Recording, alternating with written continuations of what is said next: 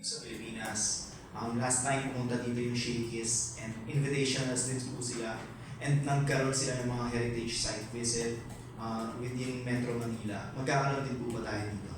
For this tournament, since napaka-ikli ng time frame, hindi muna. Ang mangyayari is the foreign teams chose to play more games against other teams. So habang nandito sila, makikipag-tune up games rin sila sa mga iba't ibang ball clubs natin dito. But hopefully next year we can have that program, to, as you said, in heritage sites and just see more of the Philippines, what the Philippines is all about.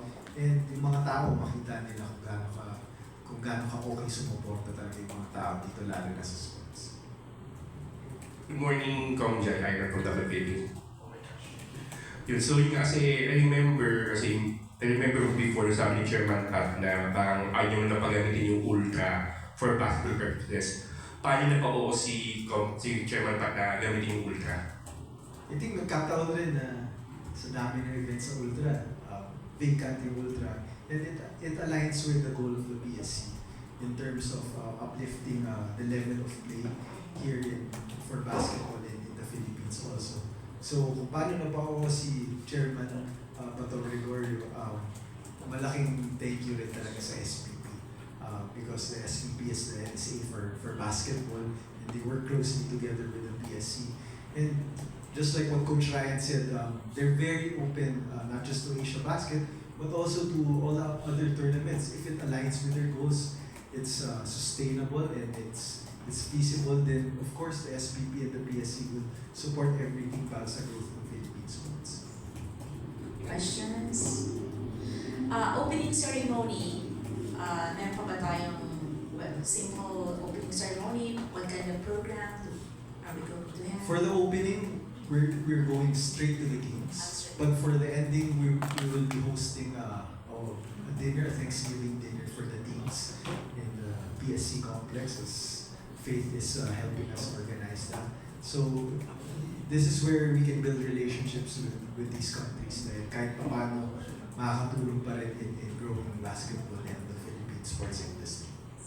Okay. Baka meron pang additional announcements from SBB Director Ryan, please. Ako, it's more of inaanyayahan ko lahat na manood at sumuporta dito sa napakagandang tournament na ito. Makikita natin ang mga manlalaro natin.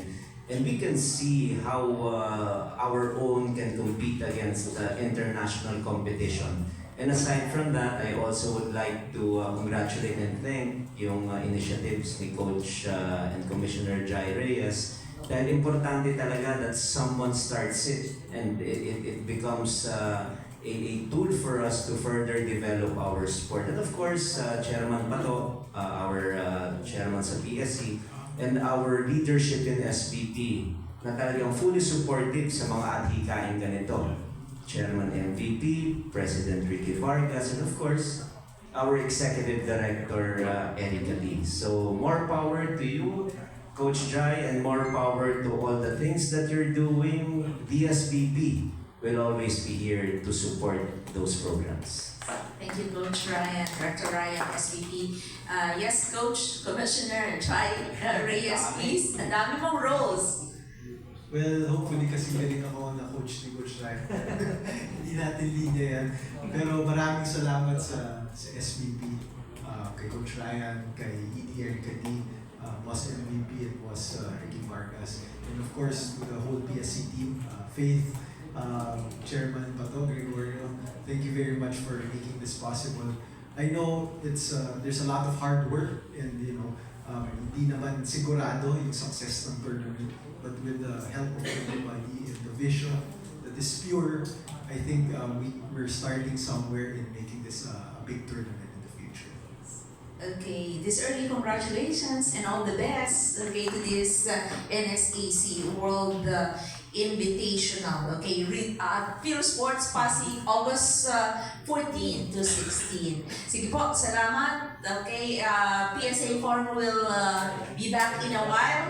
We'll be having the Philippine Blue Girls. Salamat po. Huwag kayong alis, may photo pa. Ganun ba?